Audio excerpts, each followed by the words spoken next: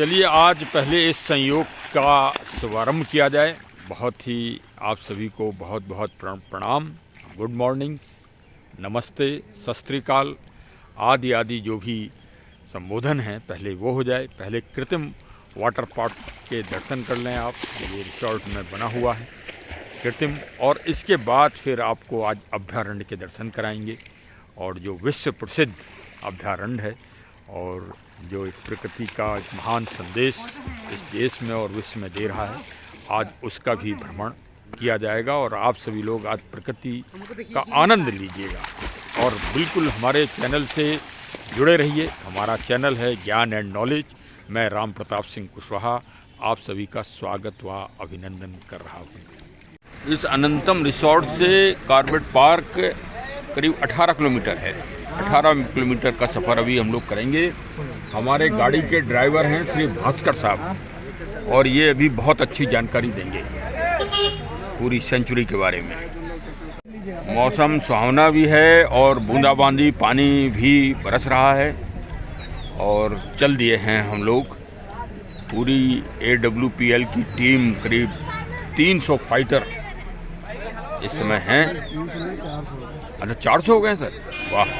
पूरे भारत से यहाँ 400 फाइटर ट्रेनिंग ले रहे हैं आयुर्वेद के विशेष गूढ़ रहस्यों के बारे में। और भूविटा जो खाद है, उर्वरक खाद, जिससे ज़मीन सोल की शुद्धिकरण हो रहा है और ज़मीन उपजाऊ बन रही है, उसके बारे में विशेष ट्रेनिंग यहाँ चल रही है। और कंपनी के विशेषज्ञ लोग भी आए हुए हैं। उसी में सुबह सुबह हम लोग सफारी भ्रमण के लिए निकल पड़ रहे हैं। वकील साहब आप कहाँ से हैं? जायज से। क्या शुभ नाम है सर? जितेंद्र प्रताप सिंह। ओहो, और आप सर? मैं जायज से विनोद कुमार चौधरी। अरे वाह साहब, वाह। और एक और सदस्य जो हमारे हो गए हैं साहब, वो कौन है? अमरनाथ सलोन। आप कहाँ से हैं साहब? अमरनाथ सलोन से। अच्छा, तो यहाँ पर जिप्सी गाड़ियाँ उपयोग की जा रही हैं सफारी के कार्य के लिए, और 7 लोग टीम में बैठते हैं। ड्राइवर सहित 8 लोग हो गए, 8 लोग। इस तरह से ये सफ़र प्रारंभ हो गया है। देखिए हरे भरे खेत, और सबसे बड़ी बात ये है कि ये भारत का बहुत ही उपजाऊ क्षेत्र है। यहाँ धान की फसल एक बार हो चुकी है, और वो भी बहुत ही उम्दा और बेहतरीन किस्म का धान होता है यहाँ। बासमती, काला नमक आदि बहुत अच्छी वैरायटियाँ हैं। हमारे प्रमुख साहब बताएंगे कुछ। बताइए सर, कौन सी वैरायटी विशेष हो रही है यहाँ धान की? आपने तो जानकारी की है। आप तो बड़े प्रसन्न हो गए हैं जब आपने धान की एक फसल यहाँ कटी हुई देखी हैं। आप तो मंत्रमुग्ध हो गए हैं, बिल्कुल आप जमीन से जुड़े हुए। हाँ, अच्छा, बासमती यहाँ प्रमुख चावल है। और देहरादून भी एक, हाँ वाह। ये बताया है प्रमुख साहब ने कि विश्व प्रसिद्ध ये चावल की वैरायटी है, मतलब धान की। और देखिए पूरा आपको मैं आज जुड़े रहिए आज हमारे आप वीडियो ब्लॉग से। 1 मिनट के लिए मिस कर सकते हैं। श्री विनोद साहब जायज से AW टीम के बहुत बड़े जो है वो हो रहे हैं फाइटर। और क्या सर अभी आपको क्या अचीव कर लिया है आपने? मैं गोवा रिचीज किया और गोल्ड भी रिचीज किया है। अच्छा जी, तो गोवा विजिट होगा आपका कंपनी की तरफ से? जी, कंपनी की तरफ से आना जाना फ्री हुआ है, फ्लाइट से। अरे वाह साहब, वाह वाह, आपकी कंपनी तो भाई बल्कि बल्ले बल्ले है। देखिए मैं यहाँ की आपको खुशहाली भी दिखा दूँ के वातावरण के साथ साथ। यहाँ लोगों के रहन सहन में भी बड़ा सुधार है और बहुत ही अच्छे व्यवस्थित रूप से मकान बने हैं। और ये प्रकृति के साथ सामंजस्य है यहाँ पर। ये देखिए, एक तो घुमावदार सड़कें, इनमें भी एक अद्भुत आनंद, और एक अच्छा खासा यहीं से मनोरंजन भी प्रारंभ हो जाता है। और लीची के बागान हैं, बहुत बड़े बड़े बागान हैं। लीची के बागानों के बीच में ये सुंदर सुंदर फ्लैट नुमा आधुनिक शैली के मकान बने हुए हैं। ये प्रमुख स्थान है, रामनगर स्थान कहलाता है। और यहीं से ये उसी पार्क से मिला हुआ है। ये प्रमुख यहाँ का एक नगर है, रामनगर। अब ऊंची ऊंची पहाड़ियों पे एक तरह से हमारी गाड़ी चल रही है और समुद्र तल से ये देखिए फॉरेस्ट विभाग का डिपो चल रहा है और ये दाल सागौन के बहुत ही पुराने दरख्त वृक्ष आपको नज़र आ रहे होंगे और चीड़ है, ये एकदम घना जंगल चालू हो गया है। और अभी देखिए कि इसकी तलाश में हम लोग निकले हैं। आज विदेश कर हमारे श्रीवास्तव साहब निकले हैं। आज मुठभेड़ होती है कि नहीं ये देखना है और जो दिखाई देगा वो कैमरे में आपको दिखेगा ही। अभी फ़िलहाल कटी हुई लकड़ियाँ देखिए और ये संरक्षित की गई हैं। देखिए इस भ्रमण के दौरान मैं आपको एक दुर्लभ जानकारी भी दे दूँ कि जो जंगल बुक लिखी गई है दुनिया की प्रसिद्ध बुकों किताबों में से वो एक है और जिस पर नोबेल पुरस्कार प्राप्त हुआ, उसकी रचना भी इसी जंगल में हुई। मतलब ये आपको जान के बड़ा एक सरप्राइज भी होगा, बड़ा आश्चर्य भी होगा कि रुडयार्ड किपलिंग साहब का पूरा जन्म भी भारत में हुआ, भारत में उन्होंने रचना भी की, भारत में लगभग 40 साल उन्होंने अपने जीवन के उस बुक को लिखने में निकाले। और सत्य बात तो ये है कि भारत की सबसे प्राचीनतम किताब पंचतंत्र का वो रूपांतरण है, कभी भी आप उसे पढ़िए। और पंचतंत्र के सिर्फ 2-3 कहानियों का रूपांतरण लेके उन्होंने नोबेल पुरस्कार प्राप्त किया है। खैर नोबेल पुरस्कार उनको प्राप्त हुआ ये एक बहुत अच्छी बात है, लेकिन मैं विशेषकर भारत सरकार और संयुक्त राष्ट्र संघ से ये अपने ब्लॉग के माध्यम से ये मैं आवाज़ उठा रहा हूँ कि जो पुरस्कार नोबेल पुरस्कार ग्रेट ब्रिटेन के हिस्से में लिखा गया है वो वहाँ से परिवर्तित करके भारत के नागरिक के रूप में उसको अलंकृत किया जाना चाहिए। सत्य बात यह है कि भारत में रहे, उनके माता पिता भी भारत में रहे और पूरा ज्ञान उन्होंने उस किताब को लिखने का भारत से प्राप्त किया। देखिए मैं एक और आपको एक ज्वलंत जो प्रसंग आ रहा है और हमारी टीम के लगभग 8-7 सदस्यों में 5 सदस्यों ने इस बात पर सहमति भी दे दी है। मतलब बहुमत, लोकतंत्र में बहुमत की ही आवाज़ चलती है और वो बहुमत हमारे पास आज आ गया है। आज अभी इस सेंचुरी का, इस पार्क का भारत सरकार को नामांतरण भी परिवर्तित करना चाहिए। ये एक हमको अभी दास्ता और गुलामी का भी अवबोध करा रहा है और मेरी सलाह है कि भारत के जो सेंचुरी हैं वो किसी महिला प्रमुख के ऊपर नहीं है। और आज भारत में अगर सबसे बड़ी कोई पर्यावरणविद हैं और सबसे बड़ी अगर कोई सम्मानीय वो हैं तो श्रीमती तुलसी देवगौड़ा के नाम से इस अभ्यारण्य का, इस सेंचुरी का नाम परिवर्तित होकर उनके नाम को समाहित करना चाहिए। ये पूरी दुनिया के लिए एक महान संदेश होगा।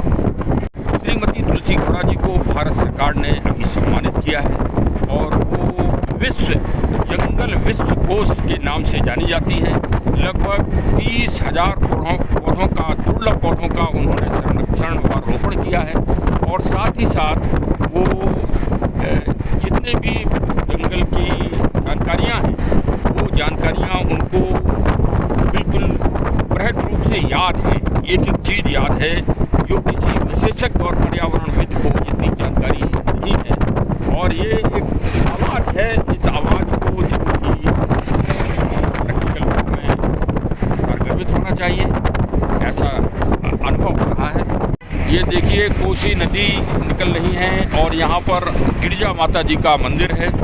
मतलब गिरजा जी का मतलब आप समझ ही जाएं, माँ पार्वती जी का दिव्य मंदिर है। बहुत ही मान्यता है यहाँ पर इस क्षेत्र में। जो भी दर्शनार्थी आते हैं वो मतलब भ्रमणकारी वो दर्शन करने अवश्य जाते हैं और ये यहाँ का दिव्य स्थान है।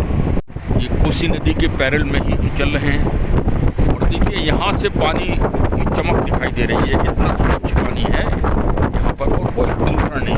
अभी तक हमको कोई पॉलिथीन भी यहाँ पर नहीं मिली है। ये मत समझिए कि मैं कोई सकारात्मक गुणवत्ता ज़्यादा बता रहा हूँ, लेकिन मैं जो देख रहा हूँ और आप हमारे कैमरे में भी देख रहे होंगे कि यहाँ पर जो भी भ्रमणकारी आ रहे हैं दर्शनार्थी, वो सब इस बात का ध्यान भी रख रहे हैं काफ़ी कुछ।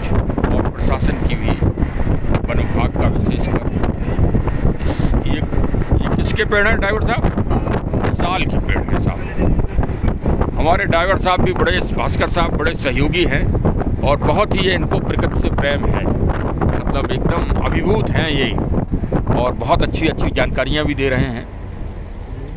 ड्राइवर साहब बता रहे हैं कि साल के पेड़ की उम्र 300 साल है, 300 वर्ष खड़ा, 100 वर्ष पड़ा और 100 वर्ष सड़ा। अब साल के पेड़ के बारे में एक आपको और मैं दिव्य जानकारी दे रहा हूं, जो वास्तव में बहुत ही कम लोगों को जानकारी होगी। देखिए भाई, शर्त यही है कि हमारे चैनल को सुनते ज़रूर रहिए और सब्सक्राइब जरूर कर दीजिए, तब मैं जानकारी दिया करूंगा आपको। अच्छा, लीजिए जानकारी लीजिए। वहाँ आज मैं पहुँच रहा हूँ तथागत महात्मा बुद्ध जी के सबसे पहले जीवन के प्रारंभ में। जीवन के प्रारंभ में अगर महात्मा बुद्ध जी ने सबसे पहले कोई चीज़ इस दुनिया में पकड़ी, मतलब इस मृत्युलोक में पकड़ी, मतलब इस पृथ्वी पर पकड़ी, तो सबसे पहले साल की टहनी पकड़ी थी। उनका जन्म साल से घिरे हुए पेड़ों के उस झुंड के बीच में हुआ था, जब प्रसव की स्थिति थी। और उसमें माता जी को जो कि साथ में थे उनके सहयोगी, वो साल के वृक्षों के उस झोपड़ी या उसमें ले गए थे और वहाँ पर महात्मा तथागत जी का जन्म हुआ था। और सबसे पहले उन्होंने साल वृक्ष की टहनी को अपने हाथों से पकड़ा था। इसलिए साल वृक्ष की चौखट बनाते हैं हम, साल वृक्ष को हम अपने दरवाजे पर लगाते हैं और साल वृक्ष सबसे पवित्र लकड़ी में से एक माना जाता है। ये देखिए आगे से आगे चली जा रही है हमारी गाड़ियाँ, पूरी टीम जा रही है AWPL की। और यही वास्तव में इस संस्था और इस कंपनी के जो MD साहब हैं श्री संजीव कुमार साहब, उनको प्रकृति से वास्तव में बहुत अद्भुत स्नेह है। और इसीलिए जो भारत के प्राकृतिक दर्शनीय स्थल हैं वो अपनी टीम को वहीं भ्रमण कराते हैं और एक तरह से वो अप्रत्यक्ष रूप से प्रकृति के संसार से भारत के युवाओं को जोड़ रहे हैं। भारत के जो आयुर्वेद का सही ज्ञान है, जो आयुर्वेद के जनक कहे जाते हैं जंगल, वो उन्हीं का भ्रमण करवाते हैं। अपनी टीम के जो भी लीडर्स हैं उनको ऐसा मतलब वो मार्गदर्शन देते हैं कि पूरी टीम जो है ये अद्भुत, देखिए सहयोग है कि पूरे हम लोगों का 400 लोगों की टीम आज पूरा ये ज्ञान लेगी जंगल का और जंगल में मनोरंजन करेगी और प्रकृति के साथ से जुड़ेगी। हमारे ड्राइवर साहब भास्कर साहब ने हम लोगों को आगाह कर दिया है और बताया भी है कि यहाँ पर बियर मतलब भालू और डियर मतलब हिरण यहाँ से मिलना चालू हो जाएंगे और आगे जो है खूंखार जानवर भी मिलेंगे और हम लोग सुरक्षित रहकर अपना सफ़र करें। ये उन्होंने वार्निंग दे दी है कि शरीर का कोई भी अंग गाड़ी से बाहर ना निकाला जाए। ये देखिए, ये सामने डियर आ गए, बिल्कुल गाड़ी के सामने। देखिए आप आराम से ये देखिए, दो डियर हैं बिल्कुल और 12 सिंगा पूरा झुंड बैठा है। कम से कम 250 हिरण सामने आपको दिख रहे होंगे। मैं फ़ोटोग्राफ भी ले रहा हूँ, जूम करके आपको दिखा रहा हूँ। ये देखिए, ये सामने, ये देखिए, ये सामने देखिए, फ़ोटोग्राफ ही वो खिंचवा रहा है सामने खड़े होके। ये नेचुरल है, बिल्कुल प्राकृतिक, आपको अद्भुत सुंदर आपको दिखा रहे हैं। ये देखिए वो भागे मेरी आवाज़ को सुन के। ये देखिए बैठे हुए हैं, आराम कर रहे हैं सब के सब। अब हम लोग बिल्कुल धीमी आवाज़ में बोल रहे हैं जिससे उनको डिस्टरबेंस ना हो और सड़क को भी सावधानी से पार किया जा रहा है। देखिए गली में खड़े हुए हैं, ये पगडंडी हैं और पगडंडियों में खड़े हुए हैं। जैसे फ़ोटो, अच्छा मैंने ये देखा है कि जानवर भी अपना फ़ोटो बहुत अच्छे प्यार से खिंचाते हैं। चलें साहब चलें। ये देखिए पूरा झुंड है, झुंड का झुंड, हिरण का झुंड है। ये देखिए एक बार मुझे एरोप्लेन से सफ़र करने का मौका मिला, मतलब कई बार मिला, लेकिन एक बार जब पहली बार हमने सफ़र किया था तो मन में ये इच्छा हुई कि दिन में देखा जाए कि एरोप्लेन से उड़ते हैं तो कैसा लगता है और रात में देखा जाए तो कैसा लगता है। सौभाग्य से पहली बार ही हमको ऐसा मौका मिला। वही आज भी सौभाग्य है कि बादल भी हैं और पहाड़ भी हैं और प्रकृति के पर्वत और पेड़ पौधों की बनमाला भी है और उसमें देखिए बादल एकदम पहाड़ से आके टकरा रहे हैं और अपनी सुंदरता को और मनोरम बना रहे हैं। ये देखिए ये गेट है, ये देखिए बड़ा सौभाग्य है। आज धनगढ़ी संग्रहालय म्यूजियम है और ये मेन गेट पर आ गए हैं और यहीं से एंट्रेंस होती है। सामने ही देखिए बड़ा दुर्लभ जगह है। और हमारे ड्राइवर साहब ने बताया कि अंदर भी यहाँ पर स्टे करने की व्यवस्था है। लगभग 20-25 हज़ार रुपये चार्जिंग है। और चूँकि 15 जून के बाद सरकार का नियम है कि 15 जून के बाद जो है बारिश मानसून का वो प्रारंभ हो जाता है। अच्छा, ये जो डियर आप देख रहे हैं ये एक प्रजाति के नहीं हैं। ये जब विशेषज्ञ लोग देखते हैं तो ये बहुत ही इनमें दुर्लभ वैरायटियाँ हैं। मतलब दुर्लभ वैरायटियों का संग्रह अभी आपने देखा था। और ये देखिए ये वामी बहुत पुरानी है। अच्छा, एक और आपको विशेष बात बताएं कि यहाँ पे जो पेड़ गिर जाते हैं वो पेड़ वहीं जो है डले रहते हैं, उनको बाहर नहीं निकाला जाता। ये पर्यावरण और जंगल के उसको दृष्टि को देखते हुए, क्योंकि वहीं उनका मतलब डिस्पोजल हो। ये देखिए सड़क पार कर रहे हैं डियर का पूरा झुंड और गाड़ियाँ रुक गई हैं। यहाँ पर जो ड्राइवर साहिबान हैं वो बड़े एक्सपर्ट हैं और जैसे ही कोई जानवर सड़क को पार करते हुए देखते हैं गाड़ियाँ धीमी हो जाती हैं। देखिए उधर सामने गाड़ी रुकी हुई है, इधर हमारी गाड़ी रुकी हुई है और ये देखिए एक डियर का बच्चा जो है सड़क पार कर रहा है। और ये देखिए मोटरसाइकिल वाले ये नए कोई बच्चे हैं, धुआंधार चला रहे हैं, इन पर प्रतिबंध लगना चाहिए। ये प्रदूषण भी फैला रहे हैं यहाँ जंगल में और वास्तव में ये एक जागरूकता का विषय है। ये देखिए जो एक्सपर्ट लोग हैं वो गाड़ियाँ सब की सब रुक गई, सब एक भी नहीं, एक भी। देखिए एक डियर के ऊपर चिड़ियाँ भी बैठी हुई हैं, वो भी एक दुर्लभ था। ये देखिए सारी गाड़ियाँ रुक गई। कुछ जो नए लोग आ जाते हैं वो यहाँ वॉइस भी करते हैं, आवाज़ भी लगाने लगते हैं, जो कि यहाँ प्रतिबंधित है। ये देखिए ये अमेठी लखनऊ टीम ही जा रही है।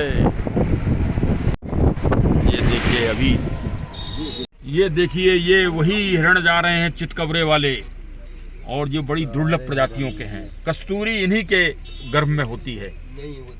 हाँ, हमारे ड्राइवर साहब भास्कर साहब ने बताया कि सही जानकारी ही दी जाए। कस्तूरी मृग यहाँ पर है, दुर्लभ प्रजाति है, लेकिन वो विशेषकर हिमालय के और ऊंचाई क्षेत्र में पाए जाते हैं। और यहाँ पर देखिए कबीरदास जी याद आ गए और साथ में उनका जो प्रसंग है वो भी मैं आपको सुना ही दूँ, क्योंकि कबीर को बिगड़ जाने इस भारत की महानता में प्रश्न चिन्ह लग जाएंगे अगर कबीर की महानता को हमने नगण्य कर दिया। कबीरदास जी की उक्ति भी सुन लीजिए। कस्तूरी कुंडल बसें मृग ढूंढे बनवाएं, ऐसे घट घट राम हैं दुनिया देखत नाए। ये कबीरदास जी का महान उद्घोष है। देखिए जंगल में भाई, जंगल का पहुंचने का मतलब कुछ ना कुछ ज्ञान आपको प्राप्त होना ही है, तो कुछ ज्ञान की परिचर्चा ही हो जाए। क्योंकि भारत के जंगलों में, भारत के वन संपदा के साथ जो है वहाँ पर चिल्लाने से जानवर भाग जाएंगे। ड्राइवर साहब मना करिए सबको। हाँ, तो भारत के जंगलों में एक जो अन्य दुनिया के अन्य जंगलों से अलग विशेषता है कि भारत के जंगल देवभूमि कहलाते हैं। जंगल ही देवभूमि कहलाते हैं। अभी से नहीं, आदि और अनादि काल से इनको देवभूमि कहा जाता है। और यहीं ऋषि और तपस्वी ज्ञान की प्राप्ति के लिए जंगल आते हैं। चाहे वो इस आधुनिक कलयुग काल में महात्मा बुद्ध जी हों, अगर उन्हें भी जंगल में ज्ञान प्राप्त हुआ वृक्षों के नीचे, और चाहे भगवान कृष्ण का प्रसंग हो, चाहे श्री राम जी और पूरी रामचरितमानस में एक अरण्य कांड ही है। वो अरण्य कांड ही ये दिखाता है कि बिगर जंगलों के संरक्षण और संवर्धन के बिगर आप ये समझिए कि मानव का जीवन ही बेकार है। सत्य बात तो यह है, क्योंकि जो प्राणवायु ऑक्सीजन जिससे सारे प्राणियों का और मानवों का जीवन चलता है, उस प्राणवायु का चैम्बर अगर कहा जाए, देखिए आप कृत्रिम चैम्बर ऑक्सीजन अभी आप लेने जाएं तो 1 घंटे का 5,000 रुपये लेता है चैम्बर वाला। जो ऑक्सीजन चैम्बर आजकल आधुनिक फैशन में बन रहे हैं वो 5,000 रुपये लेता है 1 घंटे का, कहीं कहीं 25,000 रुपये है। तो 25,000 में 1 घंटे की ऑक्सीजन मिल रही है। आप अपने जीवन में कितनी ऑक्सीजन का उपयोग कर रहे हैं, जरा इस पर कल्पना करिए। एक विचारक ने बताया था कि एक व्यक्ति मानो जो है अपने पूरे जीवन में 10 करोड़ रुपए की ऑक्सीजन का उपयोग करता है। तो वो ऑक्सीजन यही तो प्राप्त हो रही है, इन्हीं जंगलों से ही प्राप्त हो रही है। इन जंगलों में चैम्बर बनता है ऑक्सीजन का, और वो वायु के वेग से नगर नगर फिर पहुंचता है, क्योंकि वायु जो भारत में है वही अमेरिका में पहुंचेगी, वही भारत के नागालैंड से चल के और भारत के कन्याकुमारी तक वही वायु दौड़ती रहती है। तो इसलिए वायु प्रदूषण को स्वच्छ रखिए और पेड़ पौधों को लगाइए। देखिए, मुझे कुछ बचपन की भी याद आ गई, क्योंकि मेरे पूज्य पिता फॉरेस्ट डिपार्टमेंट में ही थे और मैं उनके साथ छोटी सी उम्र में कभी कभी जंगलों में पढ़ने के लिए आया। एक बार छोटे में बचपन में शेर की भी मैंने दर्शन किए थे, और अभी भी यहाँ देख रहा हूँ कि कहीं बाघ, शेर, चीता, तेंदुआ कुछ मिले आपको तो दिखाया जाए। बताया है ड्राइवर साहब ने कि पिछले साल यहाँ पर एक कैजुअल्टी भी हुई और बाघ और एक व्यक्ति के साथ घटना भी हुई थी।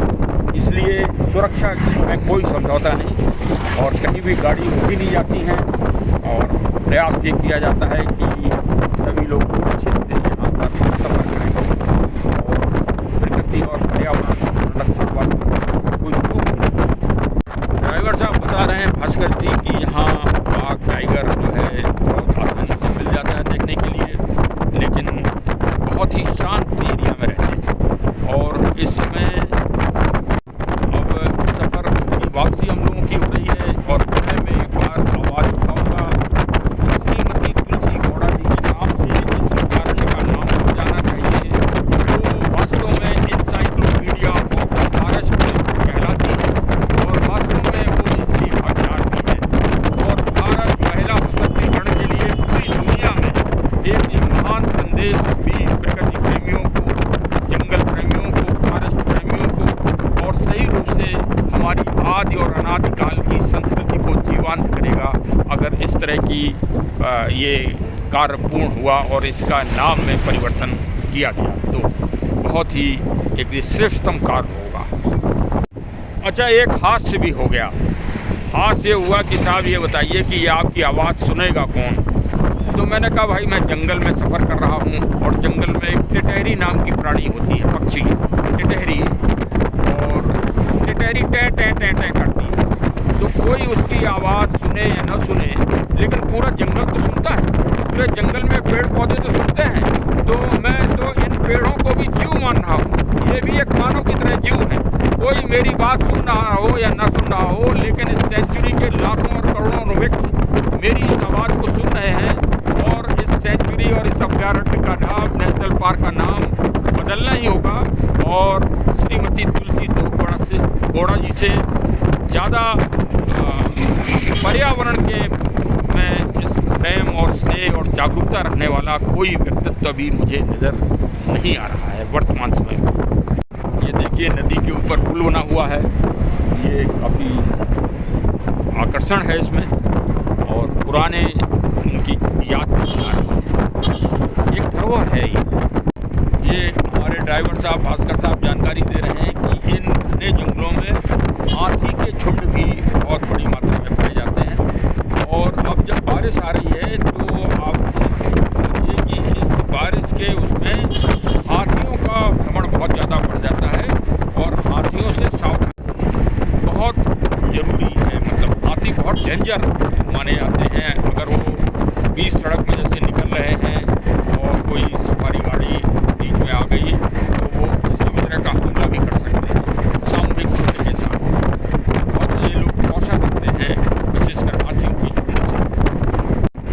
ये हमारे ड्राइवर साहब एक और विशेष जानकारी दे रहे हैं हाथियों के बारे में, कि जब भी कभी हाथी का सामना हुआ है इनका, तो इनका कहना ये है कि साहब अगर गाड़ी में आदमी बैठे हैं तो हाथी हमला नहीं करेगा, और जैसे ही अगर खाली गाड़ी उसने देख ली तो गाड़ी को तोड़ डालेगा, पलट देगा और पूरा क्षतिग्रस्त कर देगा।